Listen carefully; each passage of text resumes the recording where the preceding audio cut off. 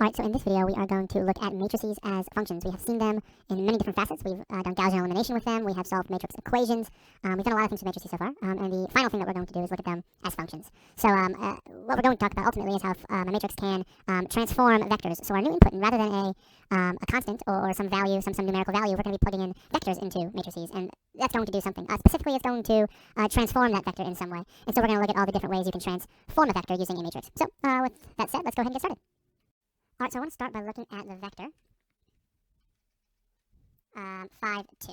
Right? We can describe this vector, rather in vector notation, we can describe it in column matrix notation, so column vector 5, 2. And I want to see what the matrix 1, 0, 0, negative 1 does to this vector using multiplication. So we're going to operate on this vector using this matrix. Let's look at what, let's go ahead and call this thing x. Let's go ahead and look at what a times x is. Alright, so we got 1, 0, 0, negative 1. We got 5, 2. And what does this do? So 1 times 5 plus 0 times 2, that's 5. And then 0 times 5, 0, minus 2. So what this matrix does is it takes in a 2 by 1 matrix, or a vector, and spits out a different 2 by 1 vector. So this matrix A has a functional property that it takes in 2 by 1 matrices and spits out 2 by 1 matrices. And that second matrix, that second vector, is different now. How is it different? Let's look at it graphically. So we have the vector 5, 2. So 5, 2 is going to look kind of like this.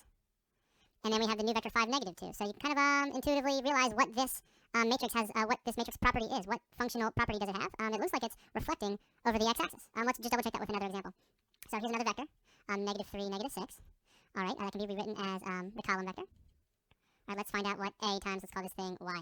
Let's find out what a times y does. So 1, 0, 0, negative 1 times negative 3, negative 6.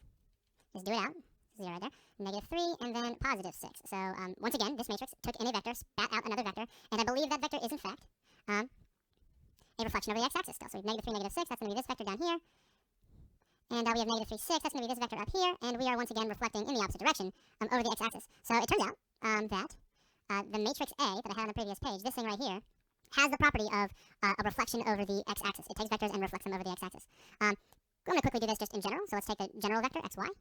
And then let's just find out what a times this vector is. Let's call this vector like vector u. So a is 1, 0, 0, negative 1. U is xy. And then just doing this out, I'm going to get x comma negative y, which if you remember from geometry is a reflection over the x-axis. So this, in fact, does have that property. A has the property that it takes in a 2 by 1 matrix and spits out the 2 by 1 matrix that is a reflection over the x-axis. Cool. So we are looking at matrices as functions, specifically transformational functions. All right, what I want you to do is, here's another matrix. It's another 2 by 2 matrix. I want you to tell yourself, so pause the video if you need to, tell yourself or figure out through just doing it what this matrix function is. How does this operate on a 2 by 1 matrix or a vector? All right, so I'm going to use the same old vector I used last time, 5, negative 2. I'm going to go ahead and do this out. I'm going to get negative 5. I'm going to get 2. Oh, sorry, not 2. Negative 2.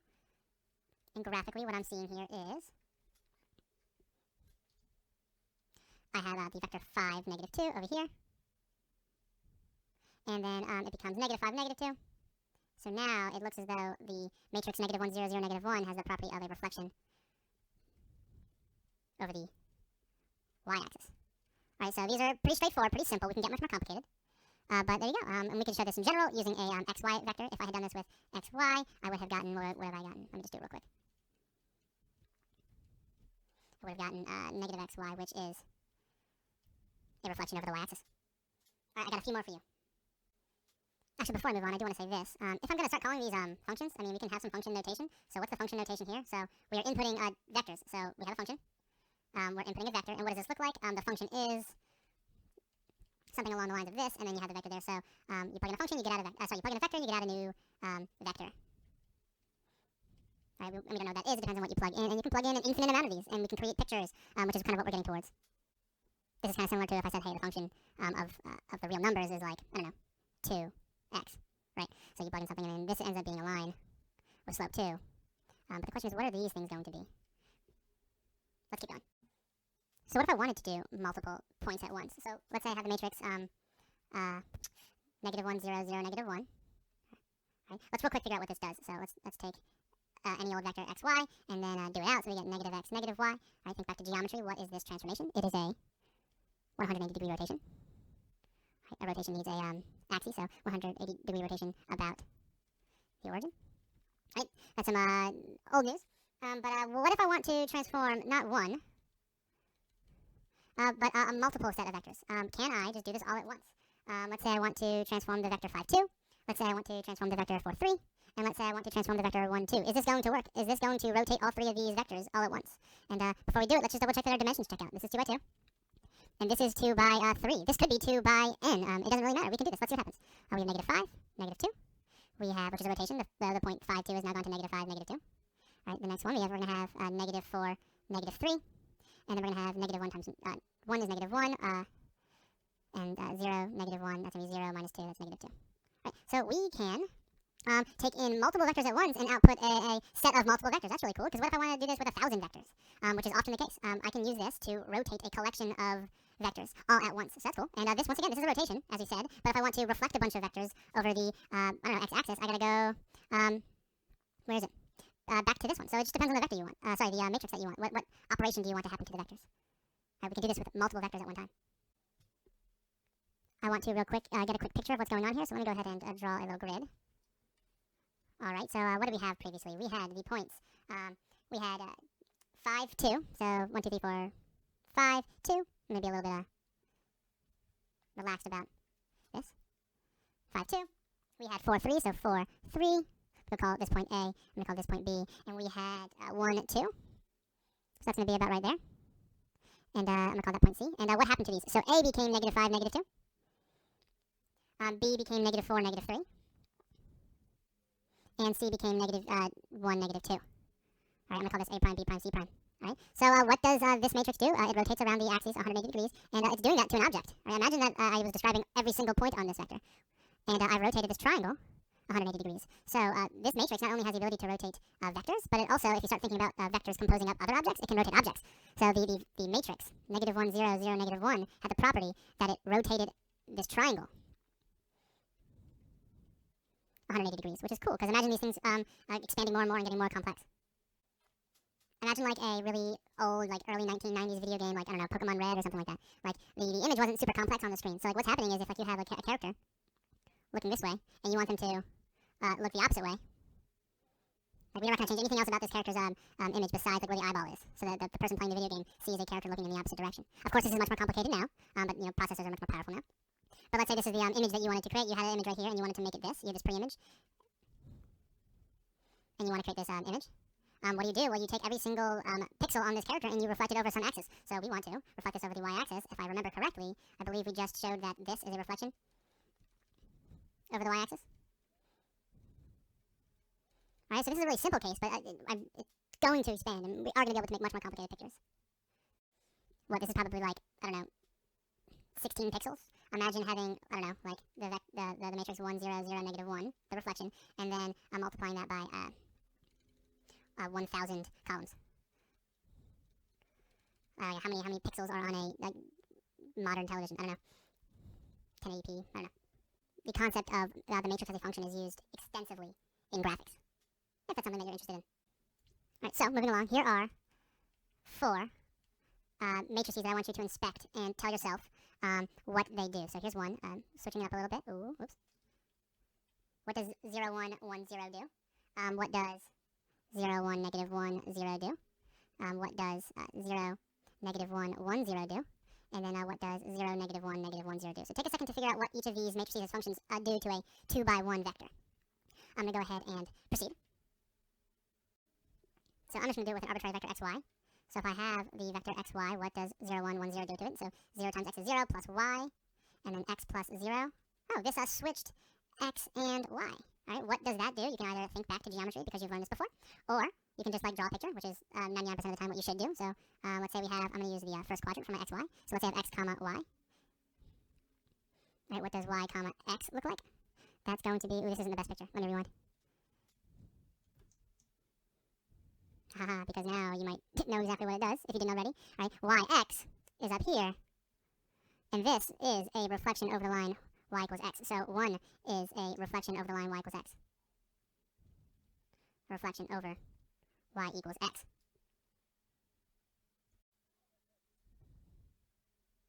All right, let's see what this thing does. Okay, xy. All right, it's going to become, let's see, y and negative x. All right, so several things are happening. The coordinates are switching places, and the second one is becoming negative. This may ring a bell from geometry as well. Let's just like do it out and figure out what's happening now. All right, so I'm going to change the color up so it doesn't get confusing with this top picture. So I have the coordinate xy. I'm going to use the same one. All right, and here now I have y. So y is small, and x is now negative. So I'm going to be down here far, and it looks as though this is a 90-degree rotation. So I'm going to go ahead and write that over here. Right, that was 0, 1, negative 1, 0 seems to be a 90-degree rotation. What is that? Clockwise. About the origin. All right. I'm going to keep going. All right. Hopefully you already did this, and you can just say a fast forward to the video if you already know what these two do. Let's go ahead and look at, change up the color again. This one. Progressively getting better in terms of differentiating the problems. All right, so we're going to have negative y, and we're going to have x. So similar to 2, what's happening here? Let's draw a little picture. And we have this vector, x comma y. And then we have now, we're going to have a small y, and then a large x. That's going to be up here. And as anticipated from my point of view, this is in fact a 90-degree rotation. Now this is to be expected. It's very similar to number 2. Counter. Clockwise. About the origin. Cool. And then what's this last one do? Go ahead and guess if you haven't already. I'm going to go ahead and do it. Let's do this in light blue. I find dark blue is kind of hard to see. I've done it the hard way. Alright, so we have x, y. And we have, that's going to be negative y, negative x. This rings a bell from geometry, but that's unfair because I taught geometry for several years, so I drilled it into my brain. You only learned it once. Alright, so we have x comma y. It's going to be over here. And then now we're going to have a negative y, negative x. So that's going to be down here. Kind of going off the page. All right, my picture actually doesn't do this one justice. This is a reflection over y equals negative x. I wish my picture did a better job. I ran out of room here at the bottom. I could be a little sneaky though. I'll do this. Cool. All right, so these just 4 more matrices that perform different operations on vectors. We have a reflection of the y equals x. We have clockwise rotation, counterclockwise rotation, and a reflection over y equals negative x. All right, let's look at, here's another one, a little bit different than the previous ones. Let's look at 3003. All right, so let's do this once again on that convenient vector 5, 2. What happens?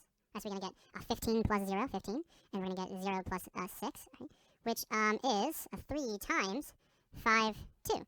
So what is this function doing? What is it doing to a vector, and how is it changing the output? Right? This is the first matrix that we've looked at that is changing the length of the vector. All of the other transformations that we've done have been rigid transformations. This is the first one that is actually dilating the figure. So we have this vector 5, 2, 5, 2, and this thing is turning it into 6, 15. So, as you might be able to anticipate, these matrices can become much more complicated. We've only dealt with 1s and 0s, and now with a 3 and a 3. But I could put like a 6 and a 7, a 3, and a 47 here. We need to know what that does. And the way we do that is we look at what this matrix does, not to 5, 2, but to our I and j vectors. So, what does the matrix 3, 0, 0, 3 do to 1, 0? And what does it do to 0, 1? And we are going to see that is enough to understand a 2x2 matrix and its function. So what does 3, 0, 0, 3 do to 1, 0? It dilates by 3. What does 3, 0, 0, 3 do to 0, 1? It dilates by 3. Right, we could have instead looked at this just holistically. 3, 0, 0, 3, what does it do to 1, 0, 0, 1? And that's going to give you 3, 0, 0, 3. Right? We're getting towards a big idea here. This seems kind of silly right now, but bear with me. All right, let's look at this graphically. All right, so let's say I have like those I and j vectors. So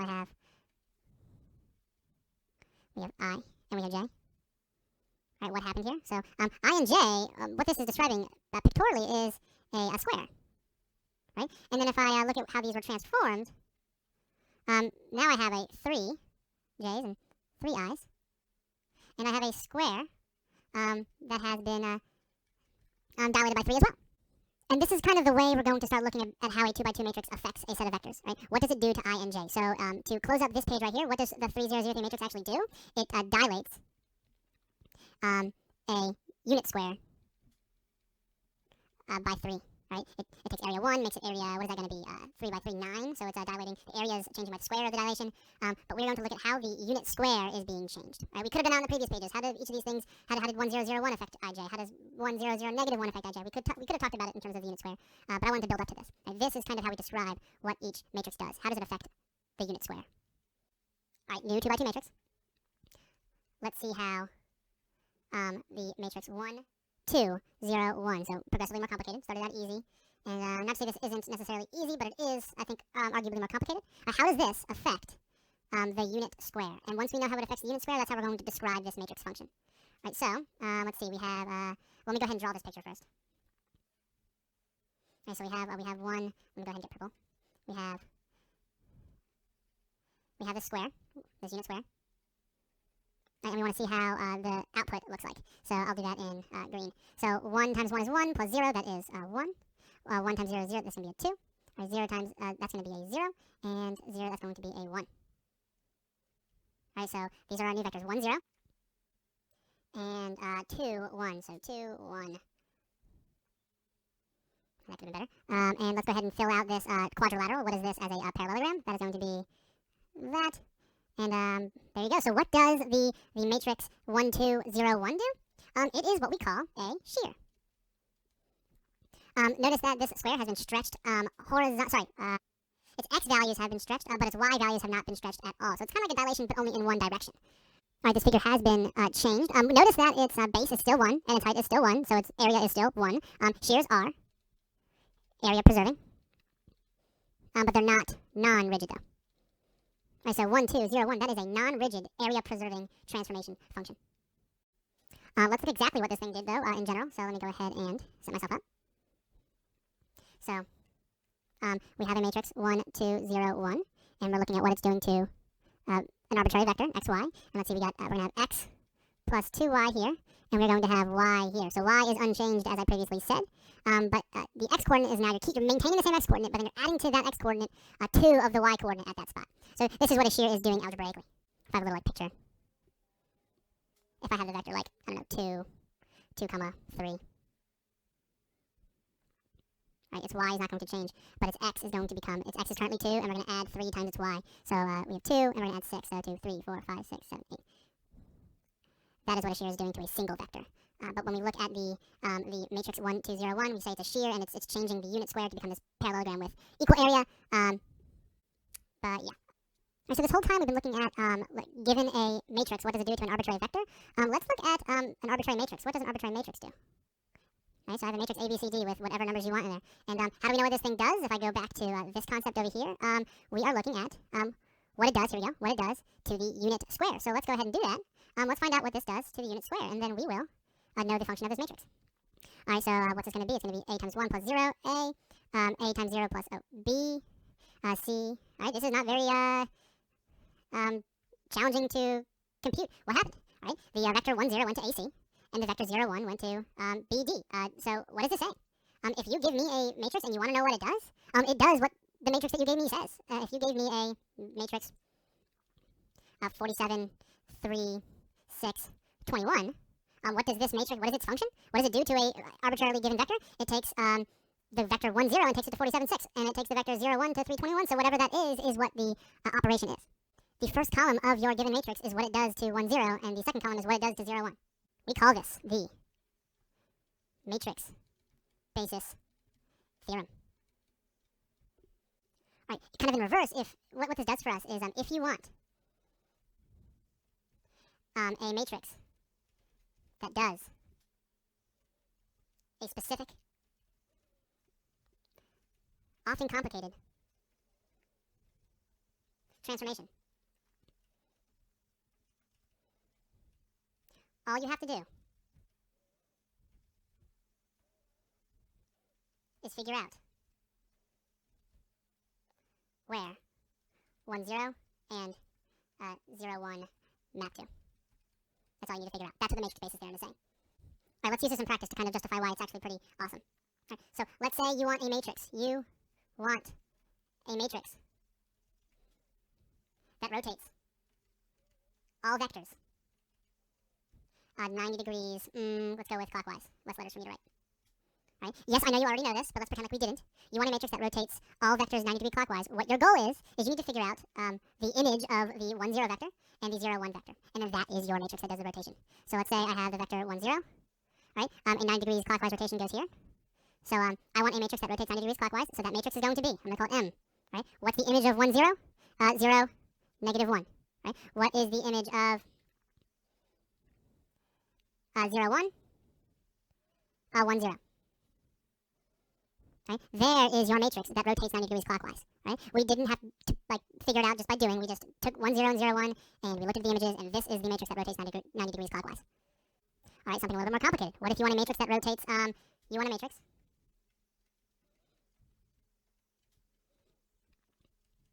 that rotates an arbitrary amount of degrees. So theta degrees. Let's go counterclockwise. All right, we're going to use the matrix basis theorem to figure out what the matrix is that rotates theta degrees. I have a vector. 0, 1. Sorry, 1, 0. Right? It's being rotated theta degrees. Right? This is currently the vector 1, 0. What is this vector? Right? Once we figure out where 1, 0 is going, that is going to be the first column of our matrix M that does the transformation that we're looking for. So we're going to use right triangle trigonometry to figure this thing out. Right? This is a right triangle. Right? Its x coordinate is cosine theta, and its y coordinate is sine theta. So I'm going to put a cosine theta here and a sine theta here. Right? Now we need to figure out where the vector 1, 0 is going. So now it's going over here. Right? What we know is that this is theta. We need to figure out where 0, 1 is going. Some more right triangle trigonometry. So this is theta. This thing right here is going to be sine theta, and this thing is going to be cosine theta. Right? Oh no, but this is going to be negative sine theta. Almost had that wrong. So what is this coordinate right here? It is going to be negative sine theta, cosine theta. So I'm going to go ahead and put that over here. Negative sine theta, cosine theta. Right? This is the matrix that rotates an arbitrary vector, an arbitrary degrees counterclockwise. Right? You give me the amount you want rotated, put it in here. That matrix is going to rotate that far in the clockwise direction. Right? This is actually potentially worth memorizing. This matrix right here. This has the power to rotate vectors theta clockwise. All right, the last thing I want to do in this video, I want to talk about, hey, what if you want a matrix that takes the point 4, 5 to 14, 17, and takes the point 2, 1 to 4, 7. Right, how can you figure out what this is? We're going to kind of use a corollary of the matrix basis theorem, but what we need is we need a matrix, A, B, C, D. Take a second to try to figure this out, by the way. Right, we need a matrix A, B, C, D that takes, 4, 5, 2, 1, messing up all over the place here. We need to take that to 14, 17, 4, 7. All right, how are we going to solve this thing? We are going to use matrix multiplication. All right, so we got x here. Let's go ahead and call this thing capital A. We'll call this thing capital B. How can I solve for x? We're going to right apply by the inverse of A, and that'll leave us with x. And the next thing you know, we have a matrix that does what we want it to do. Takes the points 4, 5, and 2, 1 to their respective coordinates, and all other points to their respective coordinates using the same transformation. All right, so let's just do it. What is A inverse? I'm going to do that on the side here. A inverse is going to be 1 over the determinant, so 4 minus 10, that's negative 6, times switch, so that's going to be a 1 and a 4, and a negative 2 and a 5. And then I'm going to jump to the next page now. I'm doing negative 6. 1, 4, negative 2, negative 5, times. Oh, I'm messing up. Think about what I did wrong. All right, if you're following along, hopefully you did it right before I even attempted it. I need to right apply, or I'll get the wrong answer. So I'm doing 14, 17, 4, 7. And 1, negative 2, negative 5, 4. And that 1 over negative 6 can go out in the front since it's just a constant. All right, so let's do this thing out. We got 14 minus 20, that's negative 6. This is all going to be divided by negative 6 out here. We got 28 plus 16, which is 32, 42. Oh, sorry. That is not 42. That's going to be negative 28 plus 16, which is negative 12. And then we're going to have 17 minus 35, which is negative 18. And negative 28 plus 28, which is, negative 34 plus 28, which is negative 6. I'm going to hit all of these with a negative 1, 6, and we're going to have a 1, positive 2, positive 3, positive 1. And this matrix takes the coordinates 4, 5 to 14, 17, and 2, 1 to 4, 7. I'm just going to double check that that actually happens. So, 1, 2, 3, 1 times 4, 5, 2, 1. Right. 4 plus 10 is 14. 12 plus 5 is 17. Right, looking good. 2 plus 2 is 4. And 6 plus 1 is 7. So there it is. All right, matrices as functions. We talked about all these matrices that have ones in them and how they have these basic rigid operations. We talked about the shear. If you start throwing other numbers into a transformational matrix, it's going to start changing the rigidity of the square matrix, but it won't be changing the area. It's area preserving. And then we talked about the matrix basis theorem and how if you want a matrix that does something specific, all you need to do is look at the unit vectors I and j and how they are transformed. And then we did this last problem here at the end that if you want to know where specific coordinates are going, you can find the matrix that does that as well. So there you go, transformational matrices.